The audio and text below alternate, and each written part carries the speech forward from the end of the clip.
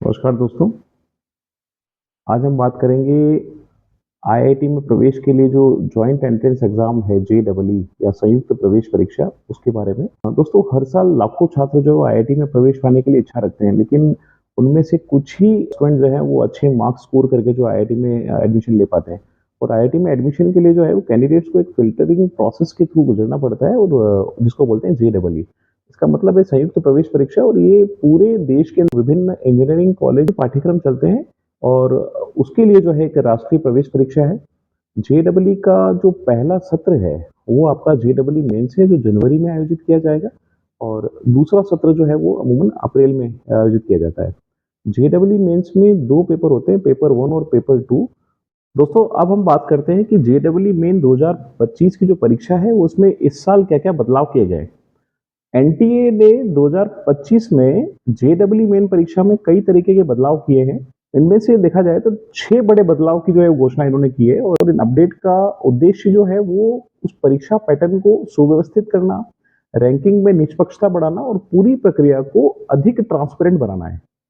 पहला जो change JEE main pattern में हुआ है, उसमें कोविड के पहले, अगर आपको ध्यान हो तो कोविड के पहले का जो एग्जाम पैटर्न हुआ था उसको वापस इन्होंने फॉलो किया है।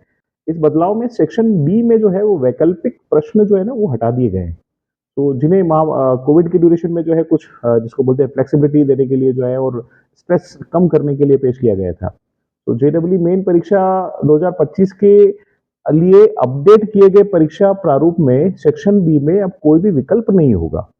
अब जो कैंडिडेट्स है उनको पेपर वन बीटेक के लिए और पेपर टू जो बी आर के लिए है, दोनों में प्रत्येक विषय यानी फिजिक्स, केमिस्ट्री और मैथ्स जो है उसके सभी 25 प्रश्न के उत्तर जो है उनको देने होंगे।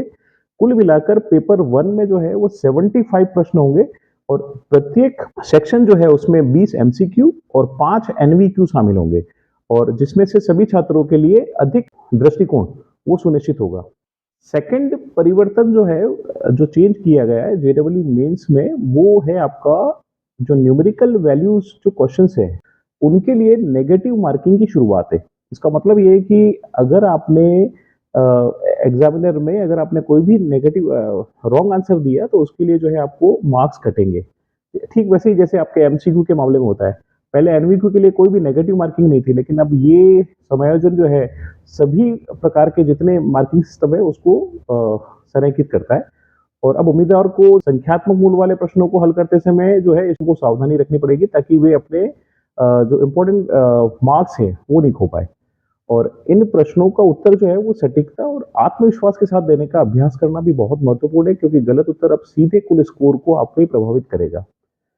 थर्ड जो है वो आपका जो चेंज हुआ है जेईई मेंस के लिए, वो इन्होंने टाई ब्रेकिंग जो नियम है उसमें थोड़ा सा अपडेट किया है, ताकि समान अंक वाले जो आवेदक हैं उनकी रैंक निर्धारित की जाए।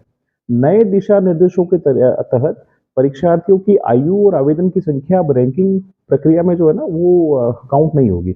इसके बजाय टाई को केवल आपके एग्जाम में आपका जो प्रदर्शन होगा ना उसके आधार पर हल किया जाएगा। यदि आपका कैंडिडेट्स का कुल एनटीए स्कोर सेम है, तो जैसे फॉर एग्जांपल दो कैंडिडेट्स के बीच में टाई होता है स्कोर, तो उसके लिए जो है वो इन्होंने कुछ पैरामीटर्स दिए हैं। उन पैरामीटर्स को ये लोग फॉलो करेंगे। सबसे पहले मैथ्स के मार्क्स चेक किए जाएंगे, और मैथ्स में हाई स्कोर वाले जो कैंडिडेट है उसकी रैंकिंग बढ़ेगी।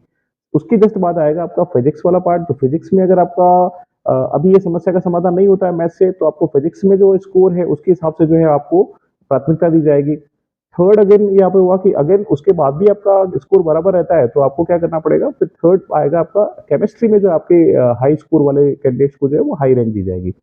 और सही उत्तरों के मुकाबले जो है गलत उत्तरों का जो अनुपात है, कम अनुपात है।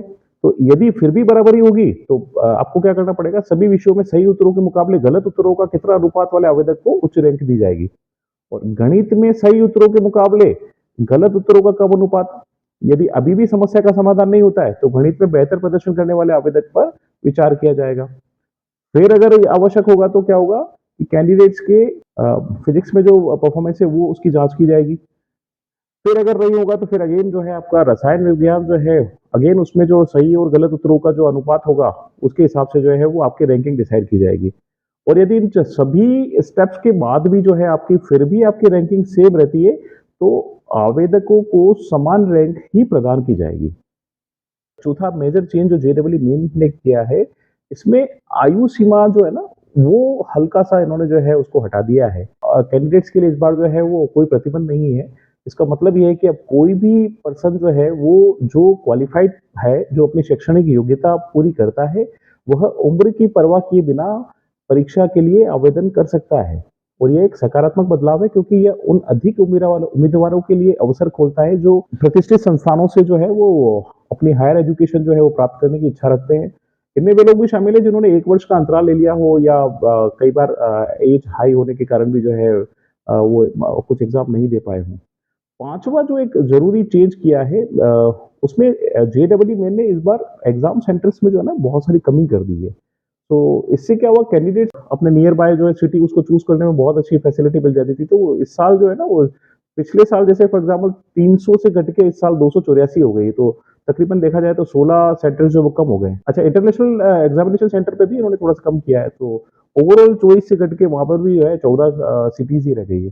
छठा चेंज जो है वो जेईई के जो पाठ्यक्रम है उसके लिए एनटीए ने 2024 में किए गए परिवर्तन का ही पालन करेगा। कुछ विषयों को इन्होंने हटा दिया है, जबकि नए विषय कुछ जो है इन्होंने यहाँ पे इंक्लूड भी किए। जैसे चेंजेस क्या-क्या हुआ है तो इसमें इन्होंने फिजिक्स का जो जेईई मेन सिलेबस जो है 2025 से फिजिक्स जेईई मेन सिलेबस में इन्होंने स्केलर और वेक्टर वेक्टर जोड़ जो होता है पूरा जोड़-घटाव होता है आपका स्केलर, वेक्टर उत्पाद, यूनिट वेक्टर मतलब वेक्टर वाले कुछ चैप्टर्स जो है उन्होंने हटा दिए हैं। फिजिक्स में मेजरमेंट वाला जो पार्ट है आपका, वर्क वाला है, एनर्जी वाला है, वो भी कुछ पार्ट जो है इन्होंने यहाँ पे कम कर दिए हैं। आपका गुरुत्वाकर्षण वाला पार्ट हुआ, इलेक्ट्रोस्टैटिक्स वाला पार्ट हुआ, करंट इलेक्ट्रिसिटी है, ये आपका मैग्नेटिज्म वाला जो ये कुछ सब्जेक्ट्स इन्होंने ऐड भी कर लिए। सिमिलरली आपका केमिस्ट्री के अंदर जो है इन्होंने पदार्थ की अवस्थाएँ हो गई जैसे केमिस्ट्री वाला पार्ट हुआ, मटेरियल्स वाला पार्ट हुआ और भी कुछ प्रोसेस है वो पूरी तरीके से इन्होंने हटा दिए हैं। तो ब्लॉक से संबंधित जैसे कोई विषय है boron, aluminium, nitrogen, phosphorus, sulphur, halogen ऐसे जो मटेरियल्स है उनके गुण और उनके उपयोग को भी जो है काफ़ी सरल बना दिया गया है या फिर इनको हटा दिया गया है। और सिमिलरली जेईई मेंस के लिए गणित के पाठ्यक्रम में पिछले वर्ष की तुलना में कोई बदलाव नहीं किया गया है। हालाँकि पिछले साल के पाठ्यक्रम में संख्याएँ होती थी, द्विघात समीकरण होता था, निर्देश कोऑर्डिनेट वाला जो पार्ट है या ट्रिग्नोमेट्री वाला पार्ट हो गया, उसको थोड़ा-सा उन्होंने हटाया था। तो अब एक क्वेश्चन उठता है कि क्या एनटीए द्वारा जेईई 2025 में किए गए ये बदलाव जो है वो कैंडिडेट्स को प्रभावित करेंगे? जेईई मेंस 2025 के लिए एनटीए द्वारा किए गए ये 6 बड़े बदलाव जो है ना वो 100% प्रभाव डालेंगे। क्योंकि वैकल्पिक प्रश्न हटाए तो उम्मीदवार को जो है वो ज़्यादा आपको तैयारी करनी पड़ेगी। आवश्यकता होगी कि अनिश्चितता की कोई गुंजाइश नहीं है यहाँ पर। और जो अपने न्यूमेरिकल वैल्यू वाले क्वेश्चन्स है, उसमें नेगेटिव मार्किंग की वापस जो शुरुआत करी है, तो उसमें आपको अधिक सावधानी जो है वो रखनी पड़ेगी। और अगेन जो है परीक्षा केंद्रों की संख्या में कमी होगी, तो अपनी लॉजिस्टिक का जो है योजना आपको पहले से ही बनानी है। Thank you very much.